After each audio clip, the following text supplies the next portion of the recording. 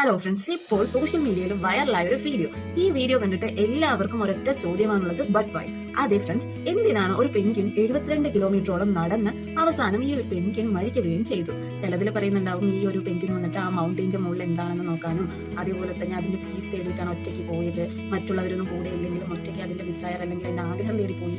കുറെ റീൽസ് ഉണ്ടാവും. പക്ഷേ റിയാലിറ്റി എന്താണെന്ന് വെച്ച് പറഞ്ഞാൽ ഈ ഒരു ക്ലിപ്പ് വന്നിട്ട് 2007 വെർണർ ഹോസോങ്ങിന്റെ ഡോക്യുമെന്ററി ഫിലിമിൽ നിന്നുള്ളതാണ്. പെൻഗ്വിൻസിന് വന്നിട്ട് ഇൻസ്റ്റിങ്ക്റ്റ് ഓഫ് നാവിഗേഷൻ സിസ്റ്റം പറഞ്ഞിട്ടൊരു സിസ്റ്റം ഉണ്ട്. അത് ഫെയിൽ ആയി പറഞ്ഞാൽ ആ ഒരു പെൻഗ്വിൻ വന്നിട്ട് ഏത് ദിശയിലാണോ നടക്കുന്നത് ആ ദിശയിൽ തന്നെ കണ്ടിന്യൂസ് ആയി നടക്കുമെന്നാണ് സയന്റിഫിക്കലി പ്രൂവ് ആയിരിക്കുന്നത്. ആ ഒരു സിറ്റുവേഷൻ ആണ് ഈ ഒരു പെൻഗ്വിന് ഉണ്ടായിരിക്കുന്നത്.